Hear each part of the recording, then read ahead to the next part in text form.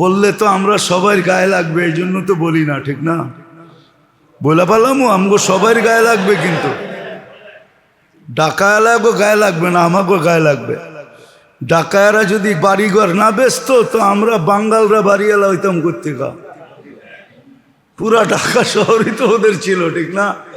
ঢাকাটাই ওদের ছিল, ঠিক না? আজকে আমার গুলশানে বাড়ি আর বনানী আর সোনানী যেখানেই হোক, জমিন তো ঢাকায় গো ছিল, ঠিক না?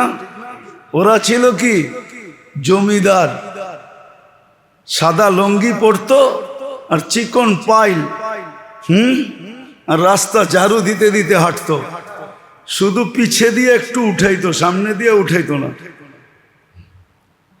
আজকে সব বাঙ্গালরা বাড়িয়ালা হয়ে গেছে, ঠিক না? যেই এলাকায় যাইবেন ওই এলাকায় কাগো।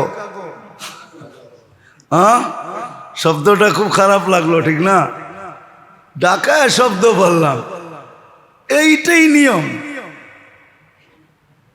বাড়িওয়ালার পিছনে ভাড়া দৌড়াইতেছে, হইতে পারে আজকে বাড়িওয়ালা কালকে ভাড়াটিয়া। এই জন্য আল্লাহ রসুল বলছে এই 5টা জিনিসের ভিতরে ঢুকাইয়া দিছে পুরা বুদ্ধিমত্তাকে, যে তুমি বুদ্ধিমান হবে, সুপার বুদ্ধিমান।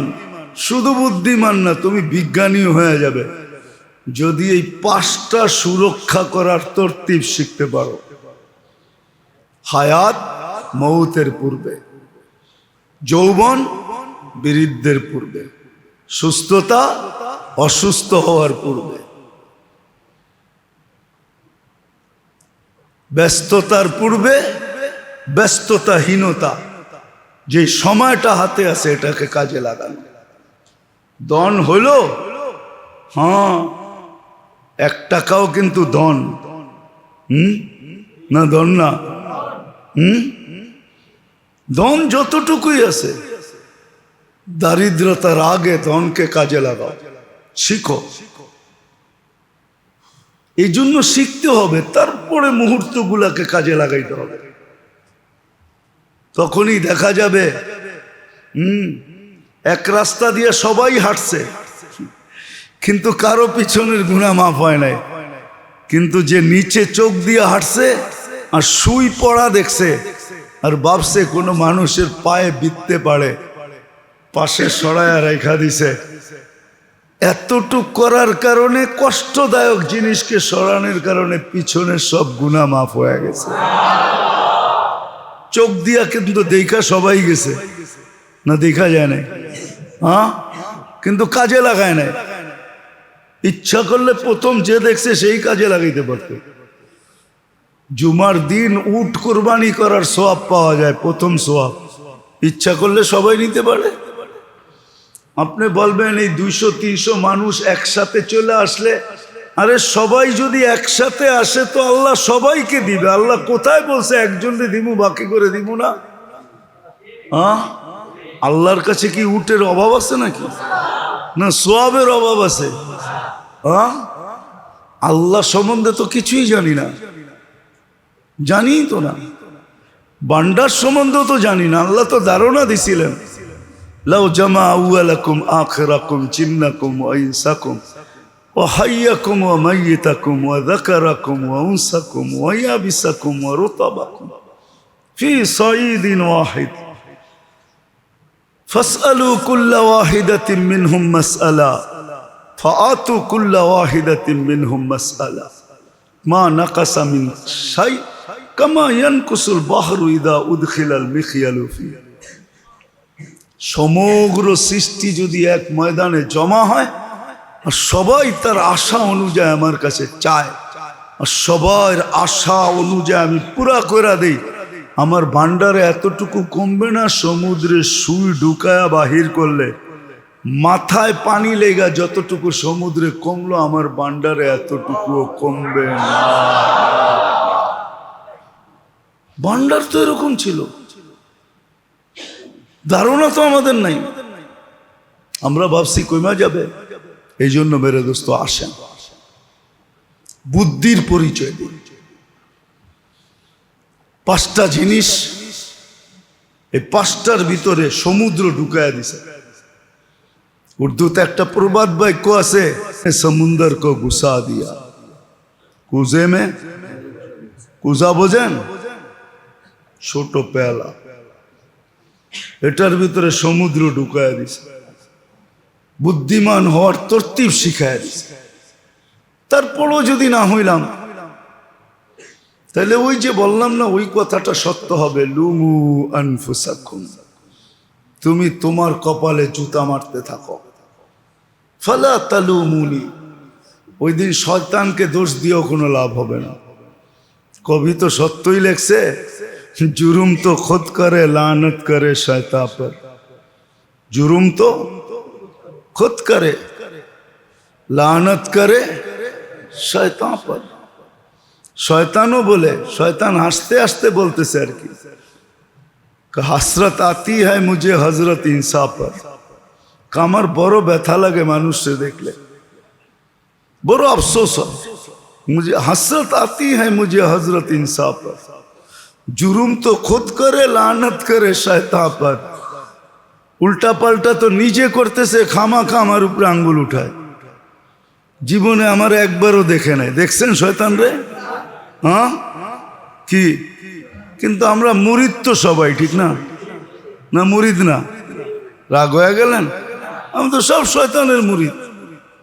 অনেকে রাগ হয়ে যাবে, পায়ে হাত রাখি। যদি শয়তানের মুরিদ না হইতাম তাহলে ডেলি উঠে শেভ করতাম কেন? আল্লাহ তো দাড়ি দিছে রাখার জন্য, যেটা কাটার ওটার হুকুম তো দিয়েই দিছে কোনটা কোনটা কাটতে হবে।